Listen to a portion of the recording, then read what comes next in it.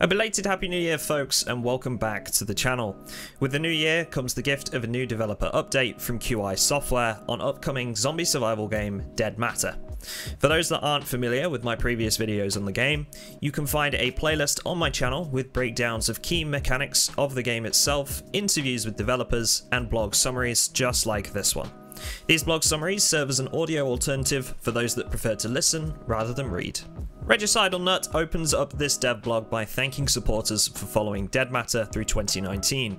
The Discord server community has doubled from 10,606 members to 21,110 members when this was written. On top of that, there's now an Instagram account you can follow for more juicy Dead Matter stuff. I'll leave a link to that in the description of this video. This is followed by the usual reminder that anything shown in the blog is a work in progress and is subject to change as development continues. The overall size of the Dead Matter development team has grown to 19 individuals. There are now 6 programmers, 10 artists, and 3 animators working on the game. I'm sure I speak for a lot of the community when I say we're excited to see their work in the coming weeks and months. After the initial introduction, Reggie jumps right into showing us some of the work from one of the team's new artists, Hippo Wombat.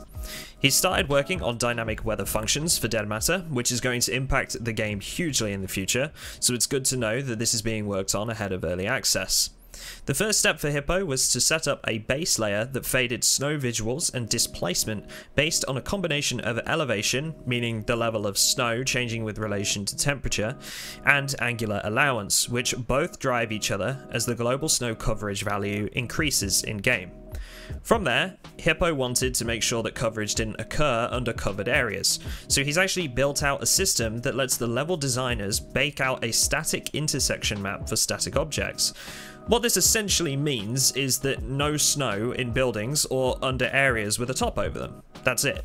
The next part, however, was something that I was very impressed with. It's a really small detail, but Hippo has found a way to let snow pile up against objects that intersect with it. So, just like what you'd expect in the real world.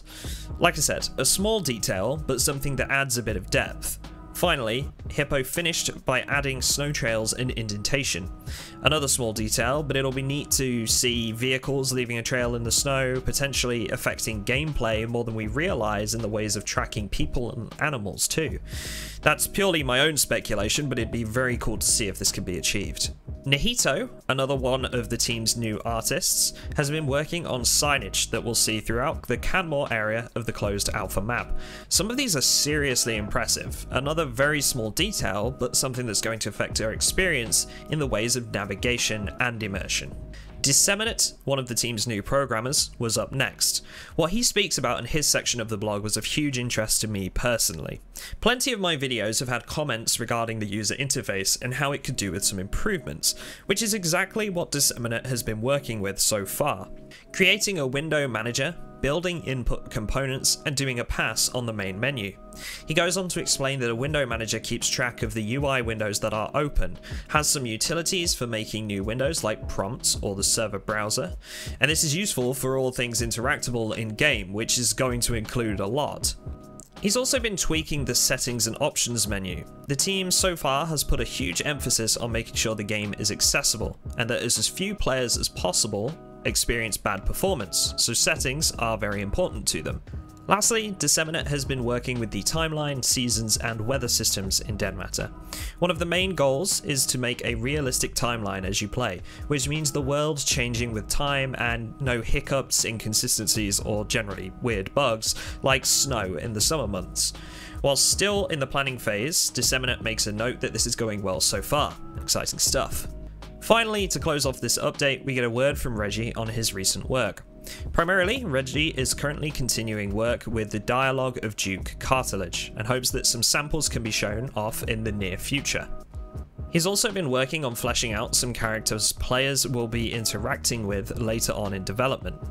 Reggie states that he'd like NPCs that players interact with regularly to have believable backgrounds and situations to talk about when interacting. He hints that we may also be able to dive into investigating these backgrounds if we feel up to doing so. Something like this sounds interesting to me because the freedom of exploring a story is a great thing to have whilst not being forced into it at the same time. It's just something for us to do when we're feeling bored. That's it from me, guys. If you haven't seen them already, I've covered every blog update so far and intend to do so long into the future, so keep an eye out for those and head back through my Dead Matter playlist if you'd like to see the previous summaries. As always, thank you very much for watching, guys. I really do appreciate it, and you can catch me live on Twitch at 2:30 PM UK time through the week and 8 PM on weekends. If you liked the video, consider liking and subscribing for more. See you in the next one.